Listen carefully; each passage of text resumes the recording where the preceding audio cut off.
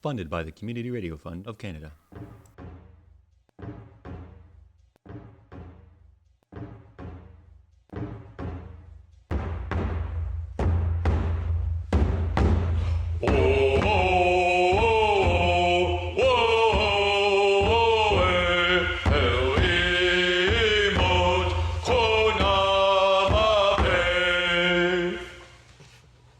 Hello and welcome to our four-part podcast series featuring the Homalco First Nation and our sister nations from Vancouver Island and the surrounding areas.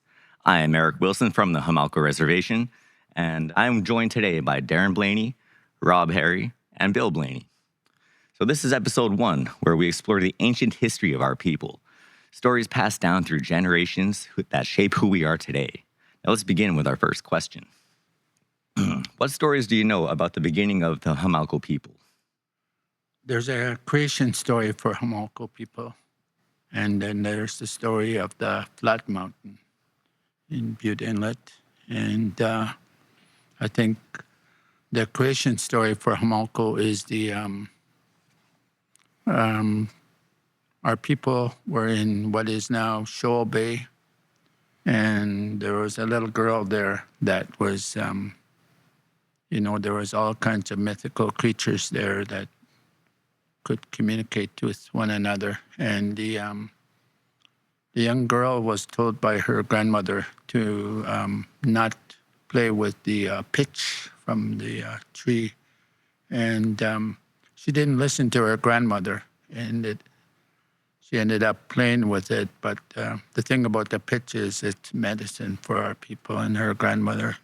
Mm-hmm. And when she started to, she took some and chewed on it like our people used to use it for gum a long time ago. And when she did that, she got pregnant. And then Raven heard about it, that she didn't listen to her grandmother, disrespected her and the medicines. And Raven called a meeting of all the other animals that were there at the time and decided to put the fires out in that village in Shoal Bay, and they moved away. Only one left there was the little girl. But the grandmother took a piece of fire, ember burning, put it in a horse clamshell and buried it in the woods and showed this puppy. When everybody was gone, the little girl was sitting there crying, and the puppy kept going back and forth, and then she realized that the dog was trying to show her something, so she followed it and then dug up the horse clamshell and relit the fires in that village.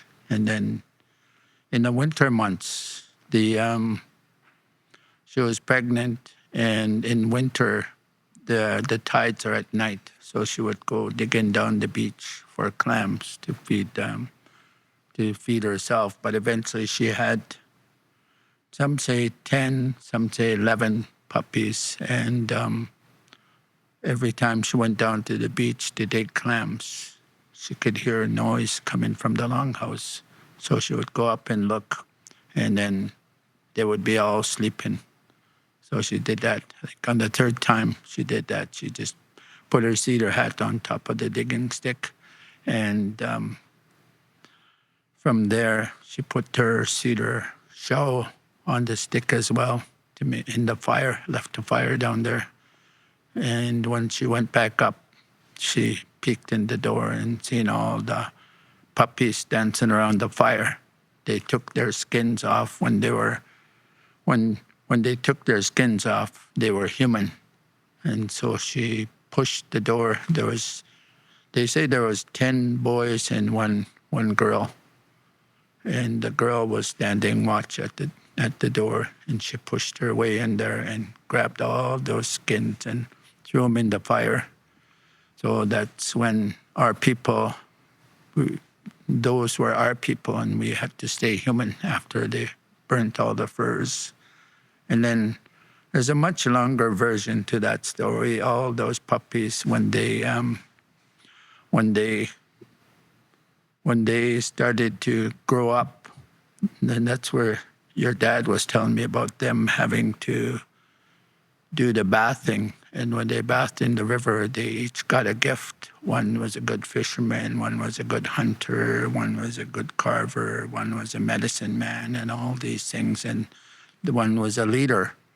And Ambrose told me that the first one born was the first Homalco, and his name was Jitmetam. He was the oldest brother. So every time, as the oldest ones in families, they have to look after everybody. So whenever there was a need, they ran to him, and that's why his name is Jitmetam. And from there, they all got their gifts, and the whole family was doing well with everybody that was born. They each had a gift of some kind of ability, whether it was hunting, fishing, or whatever.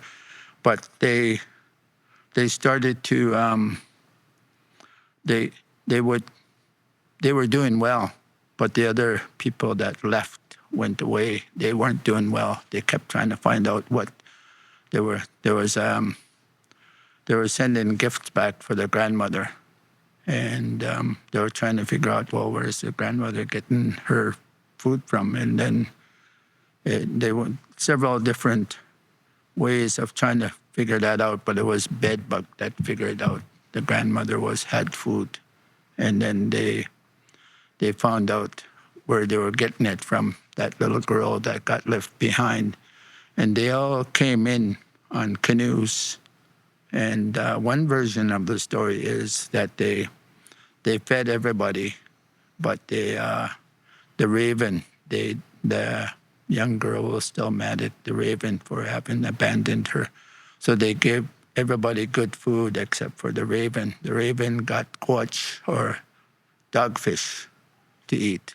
But the other version is all the canoes that came on the beach, they all overturned, became stone and overturned. And I think that's why the across from Orford, near Orford, is the overturned canoe, kind of represents that story. So it was pretty interesting because it includes all of the spiritual bathing in our history is right in our creation story, so that we can keep that going generation after generation, and we'll get the gifts of our spirit guides that will come and help us. So that's what I take about our creation story. Amazing, amazing. How about you, Rob? What stories do you know about the beginning of the Homalco people? Can you say that again? What stories do you know about the beginning of the Homalco people? Well, I've learned everything. I was born in church house, for one, in 1949. But what I've learned about the history and way back when is from Bill, from Darren, from Ambrose, from Jimmy Wilson. They told me all these stories that Darren is telling. But one of the things that was fascinating, and I didn't think it was proper, true, because I spent 12 years in residential school. I was really away from home all the time. Mm-hmm. But Jimmy was telling me a story about this. Some men used to get together in church house and they go up into the woods where they had a cabin. There's two stories to that one. First one was, as soon as they walked into the cabin, they said they will all turn into animals. And they have like a chief and council meeting of sorts. And then when they walk back out, they become human again. And there's another story that Jimmy told me about another same cabin that the people from Homalco used to fly. Used to have the ability to fly. Really? And I was, skeptical, but what really made this good was my wife, who passed away a few years ago, used to work for the Residential School Survivor Society. Mm-hmm. And they had a guest speaker in there. And the guest speaker was talking about, like we're talking about now, history and all that kind of information that's really valuable. Yes. And he asked my wife if she knew anybody from Homalco. Mm-hmm. And she said, yeah, my husband's Homalco. And he said, oh my God, he says, they're the people who used to fly. This guy's a professor from UBC. Mm-hmm. And I was like, wow, yeah. But the history is we're learning about it. I'm learning a lot about it. I'm learning all my great-grandfathers and the stuff that used to happen. We used to have a lot of trap lines in all over the place. I still have a lot to learn, and I'm going to really learn a lot of much that I can. But right now, I think when you talk about the history, I would really like to defer to these two people beside me. I'm still learning about it, yeah. I see. Fascinating. Beautiful. About the 13 Moons calendar, did this have any significance with our people before? Yeah. Darren mentioned about the creation story. Mm-hmm. I wanted to pass down to our younger people that there's a dance and dance around the fire with that creation story. You know, where the dog became human and all this. I think that makes a good dance for our younger people to have that, create that into our. But there's so much history that myself I've learned a lot even today that how our people moved away from Butte Inlets to they were all stationed all like Homalco, Southgate, Orford River, Bear Bay. That's where a lot of our people were scattered. Mm-hmm. But when the raids would come, then that's why there was their good defense of keeping away from the raids. And there's one really big point that we have. It's called the Lookout near Erin Rapids. I think that's one story that we really need to pass down because that's a very important part of Homalco history. And that's where almost the last raids were. And not quite the last, but one of the last raids that the northern tribes came. So that part of our history is quite important to really pass down to our younger people. And when the people moved away from Butte and other areas, they started one in Old Church House. They called Old Church House in Sonora. They were building a church there, and there was 4 homes, 4 cabins that they built. But the north wind, we call it Butte wind, blew these buildings down, and the main saying that we're not will forget the saying of an elder in our language was that it wasn't meant to be. That's why they started one church in New Church House. That's where they started building church in a community hall, and I listened to one elder. He said it took about 20 years to build church house. All the land clearing, the men, women, and children were out burning stumps, burning a lot of wood, and to get rid of, to clear the land. There's so much stories that we heard was how they built the church. All women and children were there to dig the back of the, because church house it's in a not a quite flat land. It's kind of a, so there was a lot of digging behind the church. Ambrose was telling me that even women and children were there, tried to flatten the land out. Mm. So anyway, they when it took time, like to build church house, it took 20 years to complete. Wow. That's how long it took to clear all the land and build all the houses. Church house was one of the real mean people used to go there, like for Christmas, New Year, and it was kind of a families get together to celebrate one another's company. Church house was quite popular in the 20s and 30s. You had a lot of musicians in church house.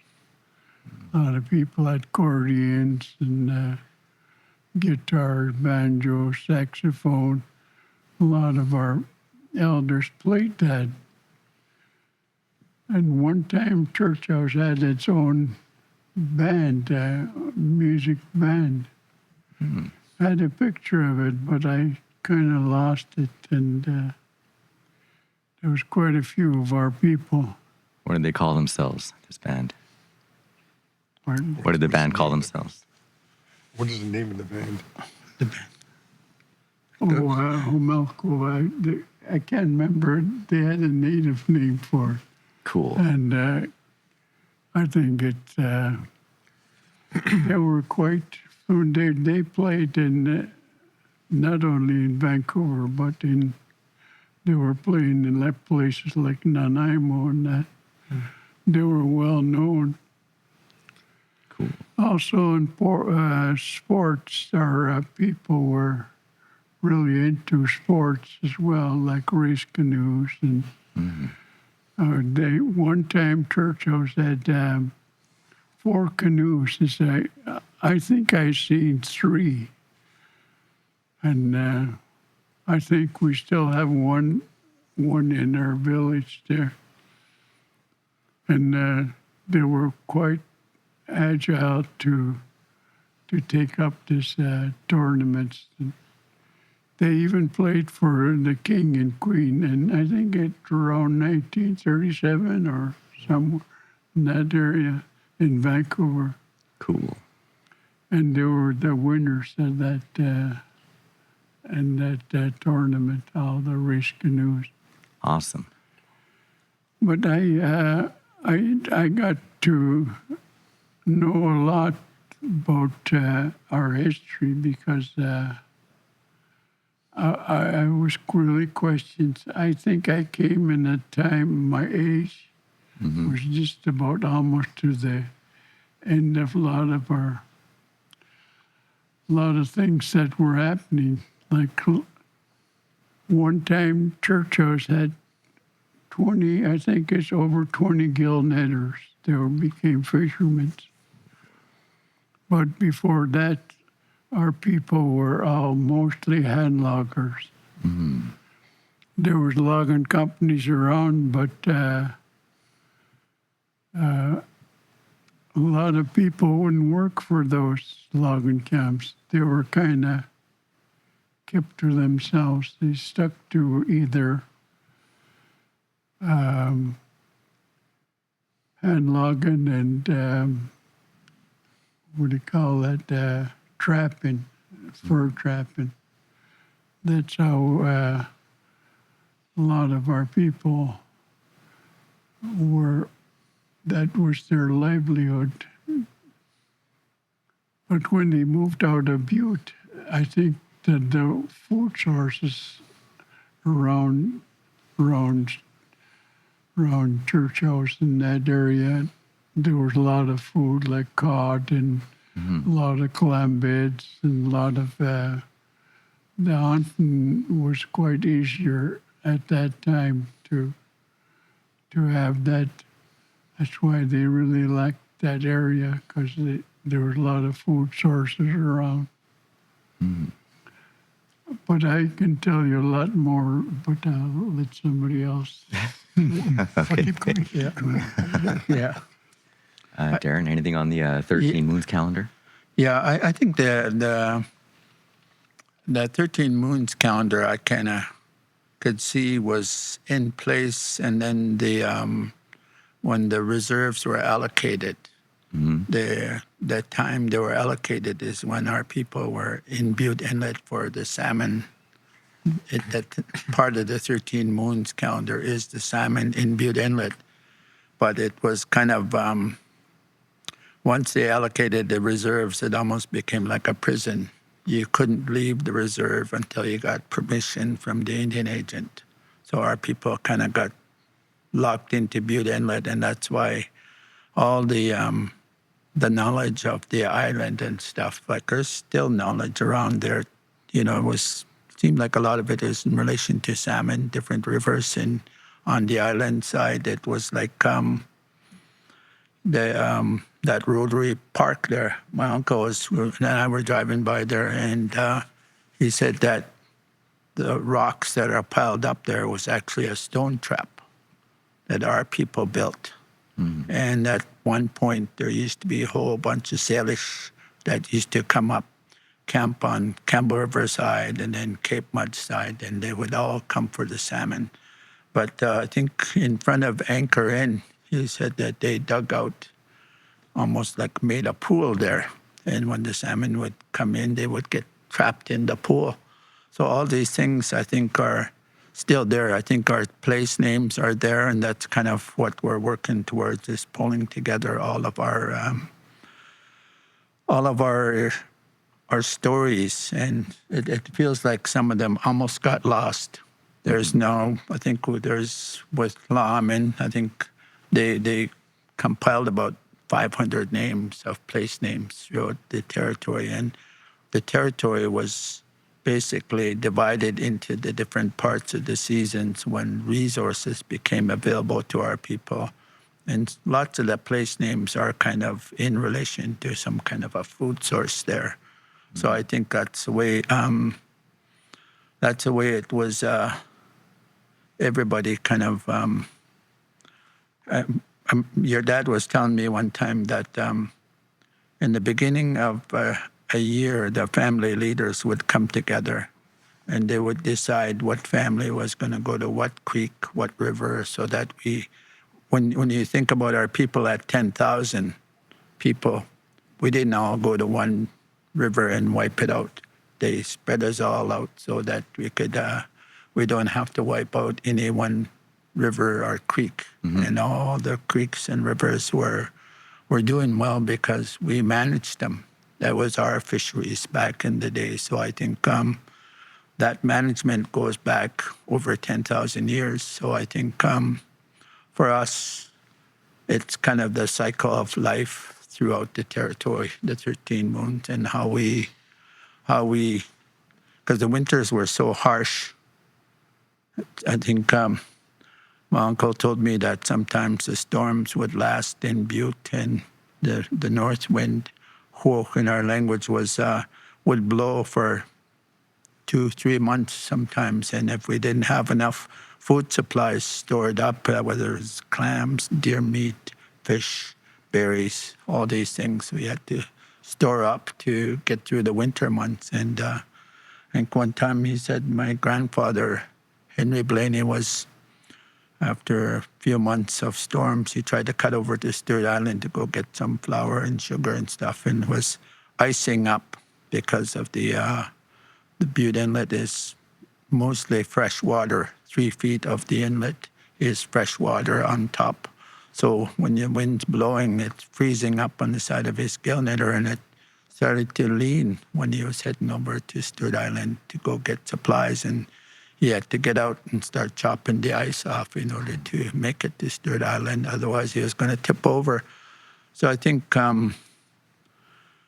for us to start to reclaim the 13 moons, how our people lived on the land, was the resources from the land. And I think at some point we're going to be taking a look at how that was all traditional foods. That was the original 100-mile diet. We can all kind of go back and figure out what our people used to live on. And I think we'll be a lot healthier for it. I agree, definitely. Amazing. Rob, anything about the 13 calendars? I just learned about it about when I first got on Castle, and I thought it was a fantastic thing. But there's another one that's coming out that's to be really interesting would be the Keith Carlson Yeah. Northern Coast Salish Atlas. Northern Coast Salish Atlas, and it's a beautiful thing how we started from here and where we are now, of all the things that happened in between. But yeah, there's this. My brother told me a lot about the history. He was talking. There's a place. If you go into Church House, you go to your left. There's a beautiful scenery there. But he was telling me there used to be a lookout for people used to go up there because of the raids that used to come down. Yeah. And I think Darren was talking one time about that they didn't know how to handle the rapids. You know, like Homalco is. Homalco? That's what we were named after. But a lot of them would not make it across the rapids, the Erin Rapids or whatever rapids ever had to come through. They also had another lookout point somewhere where they would throw rocks down at the invaders. I'm not going to name their names, but they may get mad at me, but it's okay. But yeah, it was, he told me a lot. He told me a lot of history about how the lands, for instance, were ours, but has never been acknowledged. But we're starting to get information from some researchers on regarding what land we already had. Clues is one example where my grandfather, Peter Harry, he lived there with his brother, George Harry, and Chief Julian, who used to be the chief of Clues. He had a meeting with the government, and Chief Julian wanted that land to belong to Homalco in front of the government officials, and they said, it's pretty simple, this land belongs to Homalco, but never happened. It still belongs to Clues. Wow. Yeah, so we're looking at that. That's one. There's so many different things that the government in the past took advantage of our people. The biggest one was they used to wait until the summertime to go meet Homalco. They would go meet Slam or Clues, whatever you want to call it, because they knew the chief and council, or most of them, would be gone fishing. They'd be out going hunting. They weren't at reserve. So they used that time to go in there and get them to sign something which they're not allowed to sign. Is illegal, but it happened. That's the way they treated us. The Homalco right now, I mean, this is probably 3 days on road, but I think since then, the Homalco First Nation is moving leaps and bounds right now. But that's for another time, right? I can't help but say it, though. So proud of these people here. It's so good, yeah. Yes, thank you. I think there's an important point to make here is that Homalco is Homalco, and Homco is part of the root word of our name is people of the rapids. And I point it out as often as I can is that the rapids from here in Campbell River all the way into Butte Inlet and then up towards Lockbro. Yeah. All the rapids and all that is our name. That's where we come from. And I think it's important that we maintain that name that we have. You know, we have our neighbors are trying to change the name of Discovery Passage to Liquatock Passage, and we're saying our name for that is Homalco.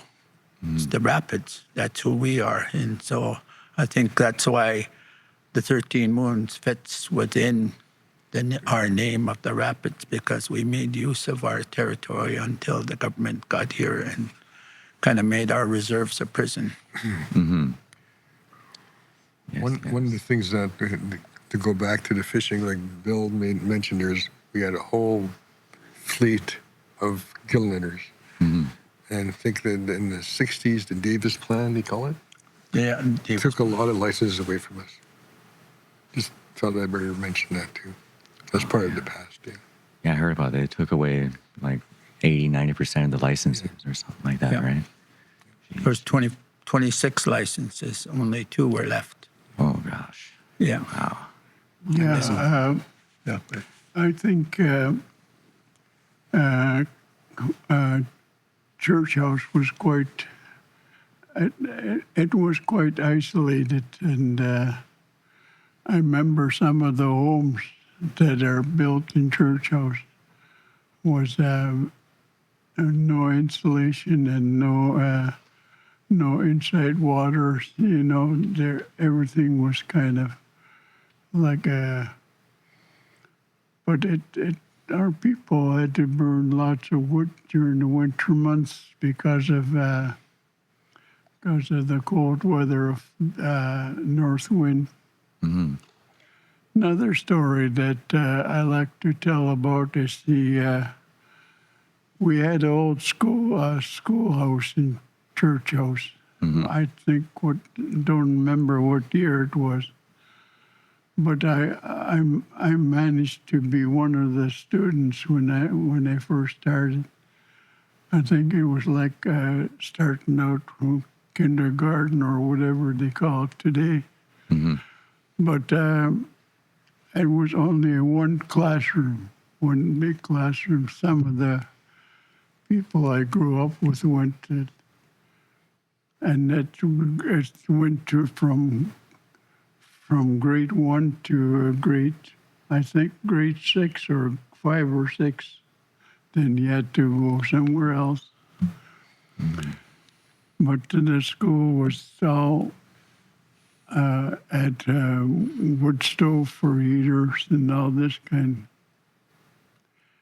Another story too I like to mention is the church in Church House. It took about 6 years to build that church. It was mostly done by our own people because they were hand loggers.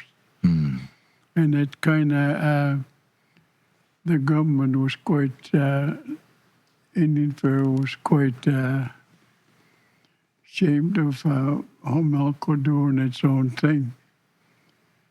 So the guy that I named after, Bill Blaney, he was a rich man.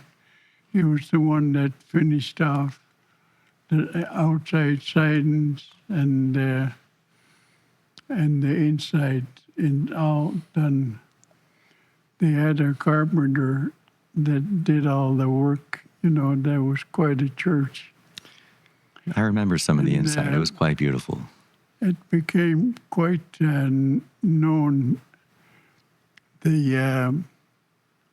Some of the statues and that were donated by Bing Crosby or Bob Hope. He bought, there was a church in Vancouver was shutting down, Catholic church. So they went and bought everything and shipped it to Church House. Wow. Another story, too, was that our community hall was started by our own people. It was from bringing logs to the... used to have what do you call... mill and Own Bay, and they would tow their logs there, and the mill would take half of the lumber what they cut. So they started building the hall in Church House. And it took some time. Can't remember how many years it took before it was really finished. But the Indian Nation and the government was kind of ashamed of our own people doing their own thing, so they finished off the sidings of the outside sidings and inside, all shipped from Vancouver. Cool. That's how a lot of our houses were. The lumber was shipped from Vancouver. It wasn't anywhere local like Camel River or somewhere. Everything had to come from Vancouver.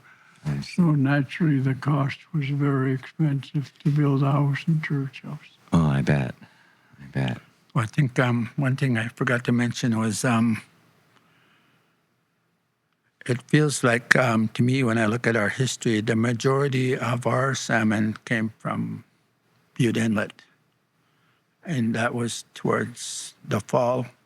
But after the fall, they moved out to winter villages out in the islands. And those winter villages had a lot of access to clam gardens that we had throughout the territory. We have clam gardens that are 3,700 years old, and I'm sure there's some that are in deeper water that don't really dry up anymore. So I think we have clam gardens that are older than 3,700 years old. And I think, so winter months, we moved out to the where the clams are. So if we ever needed to survive, we could survive on clams. But there's always more ducks out there and deer on the island. So there's this food sources. It seems like that's why I say the 13 moons was basically our food sources in the territory. And so we have winter villages in that one on Cortez.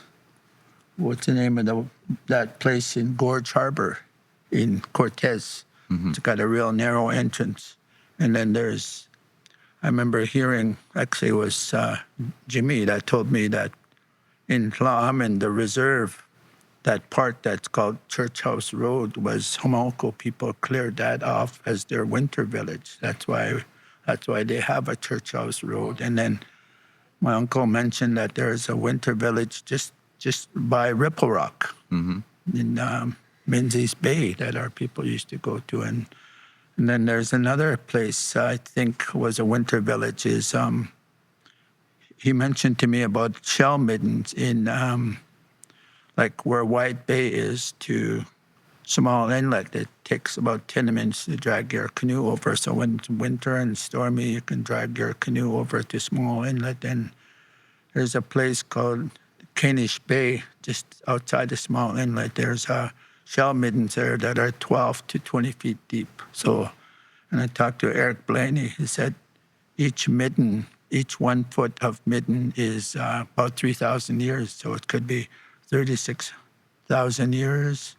At 20 feet, you'd be looking at 60,000 years. And that kind of lines up with the how languages in BC became distinct. It needs about 60,000 years. So I think that kind of spells out, kind of confirms that history of our language, but also confirms how long we've been there. So we're just starting to dig back into our history through archaeology. And in Bear Bay, there's archaeological sites there that are over 10,000 years. So I think over time, we will continue to go further and further back as we start to look at other archaeological sites.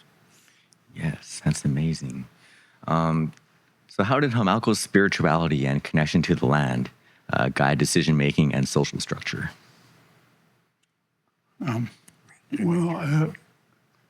There's quite a bit of story on that too.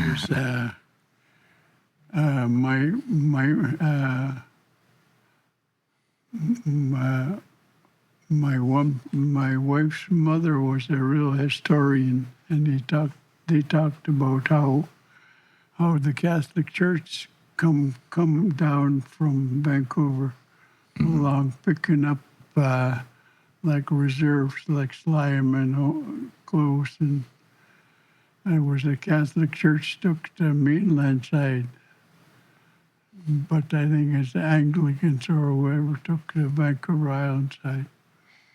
But it took some time. They were saying that the priest was right outside of Slime, and he was on a canoe, and they tipped him over. They tipped him over, try to discourage him not to come talk religion to our people. But in a way that a lot of our people became very, very religious, because way back from there was a lot of unnecessary kills, like witchcraft and that. So they took religion to be their kind of a savior, to believe in God. And sure enough, it become, and that's why they built the church. And I think the church house name become because they were building a church there. So I think that's what I believe. I don't know how they got the name church Yeah, house. that's what I always thought too, because that's the first thing you see when you approach the area, right? Is the church. And then the house. And then the houses, yeah. I think for me, when I was growing up, my grandmother used to say that when you're bathing in the river, she said, "Hego swum," means you'll be wealthy. I don't know that it was necessarily financial wealth. It's more that you got character building, you got discipline, and those things lead to success. So I think when they started, that's what I taught my daughters, my sons, and about what my grandmother, she said, "Hego strum." So I think that means you'll be wealthy. And I think what Uncle Bill was saying, his name was Bill Blaney, and he was the one that was called Hegos, the one La'amen now calls chiefs in our community. And I think more than anything, I think it's that's kind of I don't want to be known as the wealthy one while our people are poor. And I think it's more, to me, it's more haiskaimu, is you have a high status.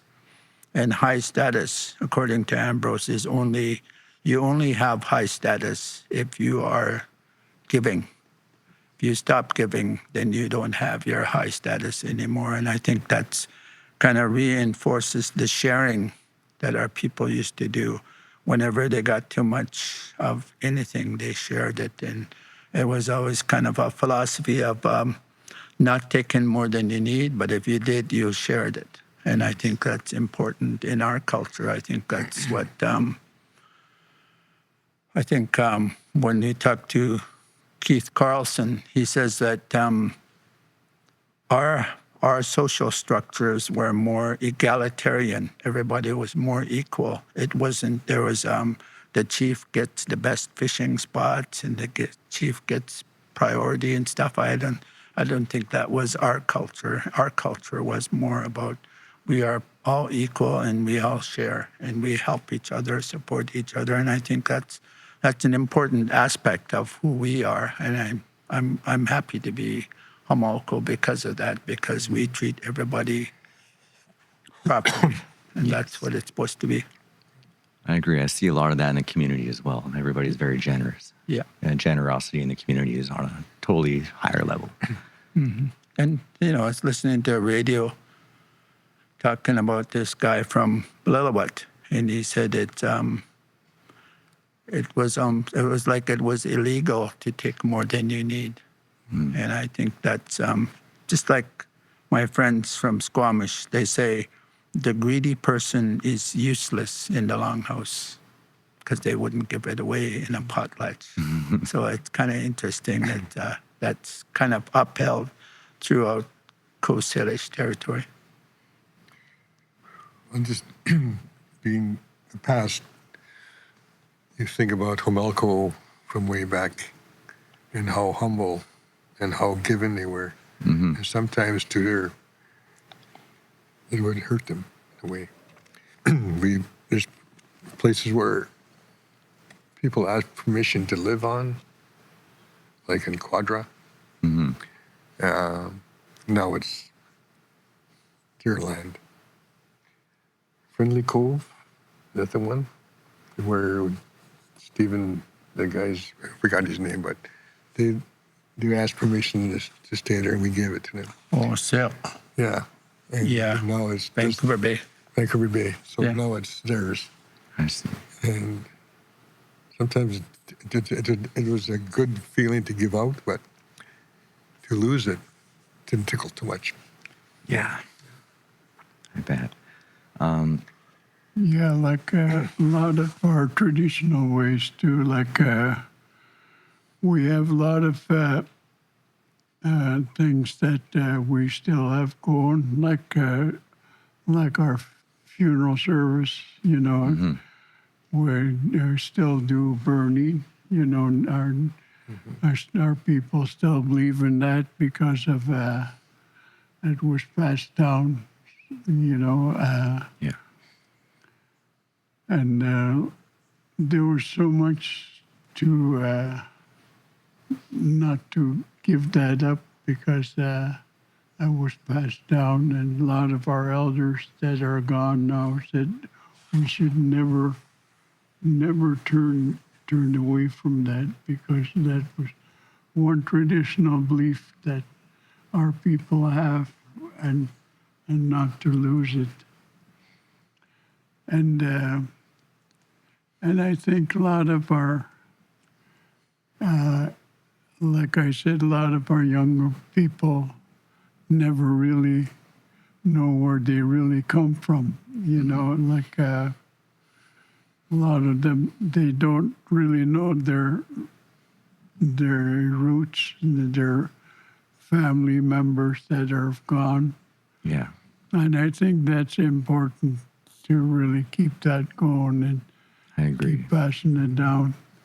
Yes. Like a lot of our relatives, like Bob's my relative, and from my grandfather and my grandmother were brother and sister. Remember Quashla?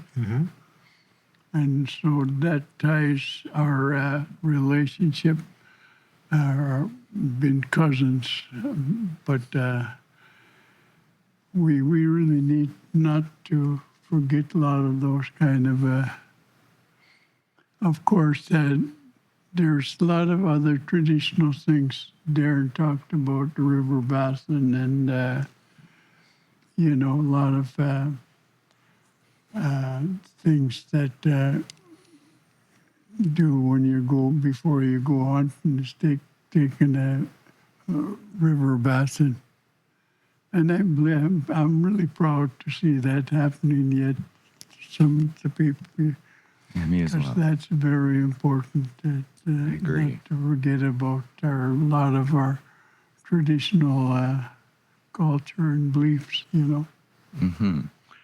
Yeah, I just remind me, I was up north for my wife's family up in Stelaco. And whenever I go to some kind of potlatch beyond Homalco, there's always, you know, the way they did the stuff, to give away, they piled it all up.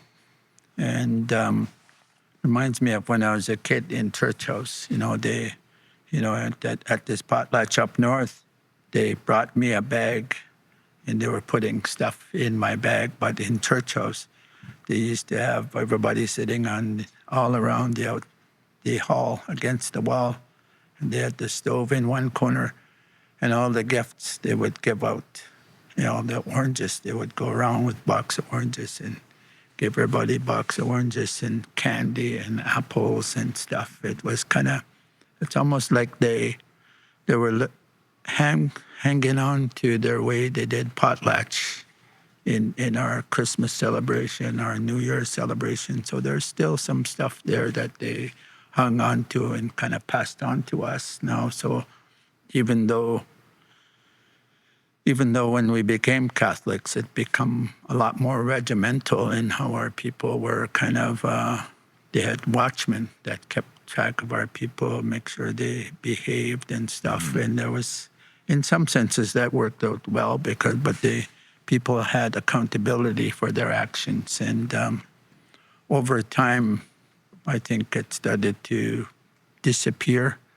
The leadership in the community became less and less, and the drinking started to take hold. And as we're up in Homalco now, the bathing in the river was pretty much gone.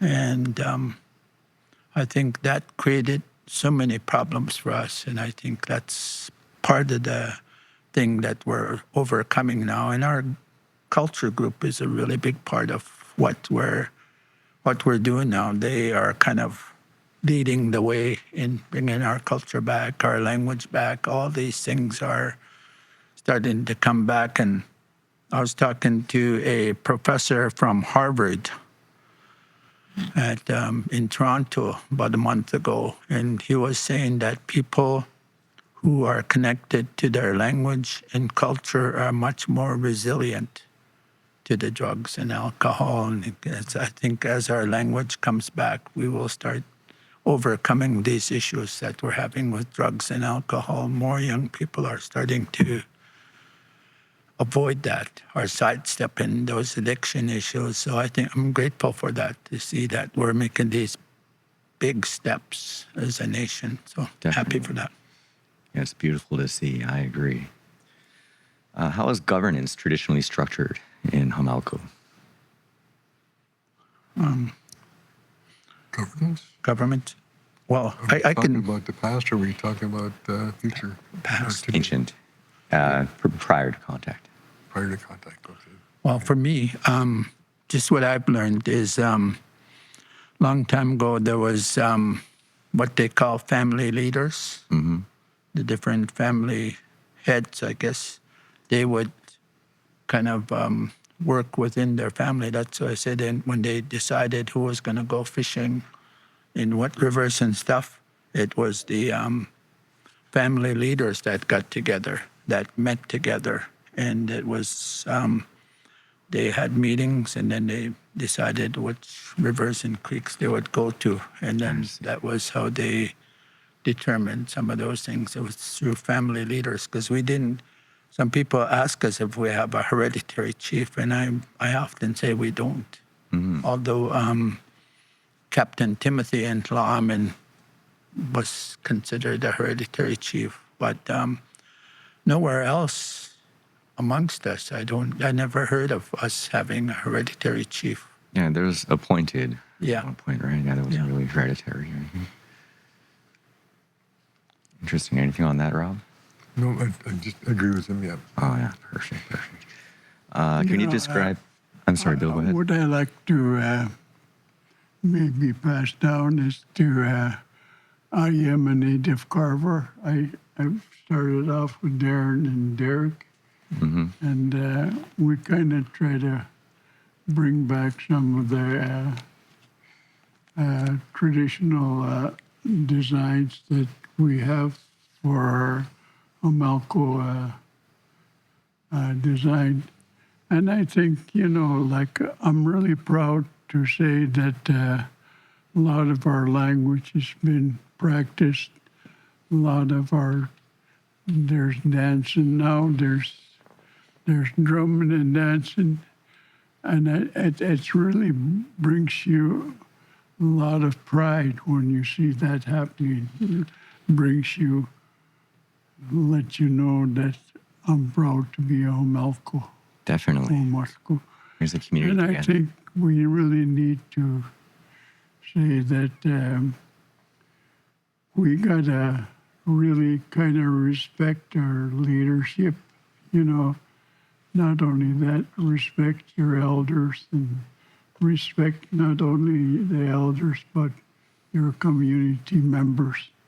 And I think we almost losing part of that because a lot of times we're going our own way and not thinking but we really need to have that come together. Like Homalco used to have a lot of gatherings in church house, and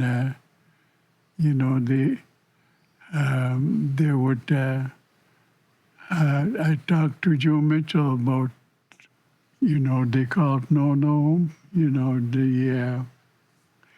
You invite people, and then Joe was saying that a lot of our people would come and just sit around the fire. He said sometimes it would last about 8 days, I think. He said, are you, they're asking if you're full. No, he said, I'm just tired, but that's in their language. So that's respect goes a long way, and I think that we really need to think about each other, that not be judgmental or not criticizing. I think we need to really get that going in our place. I agree. Respect goes a long way. I think I got you. my grandmother used to always talk to me about, said, Papa, I'm twat piet, means you always have to be humble. You can't think you're better than anyone else. And I think that goes with the generosity. I think we're not helpful to anyone if we're greedy. That doesn't work for us. So I think, Thank you. part of high status is your generosity. You're always giving. And I think that really reinforces the sharing with other people. I think that's why when you went to church house, nobody ever went hungry because they were always feeding you in church house. That generosity was there. The hunting grounds that Ambrose talked about was that people, if you went and asked them to go hunt in their hunting grounds, they of course would say yes, but it was just more of a courtesy, he said, is that they really, really couldn't say no. They always had to help somebody out, and they went hunting. But the courtesy was that they went hunting, and then when they go hunting, they scare off the deer and stuff. So he couldn't be out there hunting when all the deer are gone. So it was just a courtesy to let them know and ask permission, and then that was it. And then the clam beaches were open to everybody. And I think there's I remember one time I was over in Flaamen, and Joe Dave Paul come up to me. He said, "Toch nog wat tao is the teachings, how you respect basically other people. Like my grandmother used to say, the first berries you get, you say a prayer and thanks for that. Everything like the first berries of the season, you pray for it that it's there next season. Just like with the first salmon ceremony, you look after the salmon, you respect the salmon, and that's kind of some of the, I guess, the social order that stayed in there is you always kind of are looking after the next generation, the future generations. You're giving thanks for those things. So I think that's kind of how our people operated in a system that made sure our future generations were looked after. Definitely. I remember being taught that when I was a child as well. The first berry you eat, you're thankful. You say thank you, you pray, right? Mm-hmm.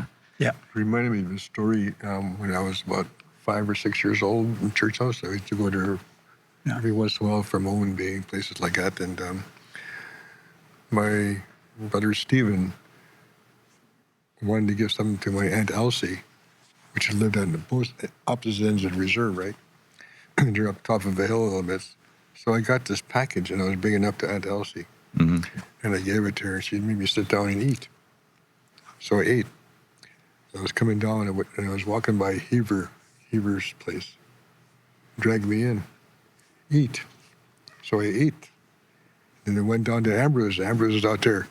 He had a nickname for me. I'm not going to tell you what it is, but Quagga Athen. So I went up there. I had 4 meals so far. And then I got to Uncle Sal's place. He wanted me to come in and talk to him, and he had some sandwiches, so I ate sandwiches. By the time I got home for dinner, I was so full I couldn't eat. I mean, that's just what I'd like to talk about, the generosity of the people in Homalco. Mm-hmm. And when one time I was there for Christmas, which was very rare, but we had the community hall, and we had Freddie Blaney, my Uncle Fred, and some other guitarists. They were playing music. They were really good. Everybody was dancing away and having good fun. Every child in that where the dance was, with the community hall, I guess as we call it, got a gift. Mm. Nobody knew I was coming. I still got a gift. It's a vest. I'll never forget it. So the generosity of Homalco was fantastic and still is. And we'll get to know more about the future and how generous you are when we come to that topic. Definitely. Looking forward to it. Well, everyone, that concludes episode 1 of our 4-part series. Join us next time for episode 2, where we explore European contact and its profound impact on our history and our people.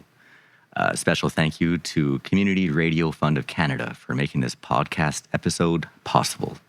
I'm Eric Wilson of the Homalco First Nation. Thank you for listening. Imot. Imot.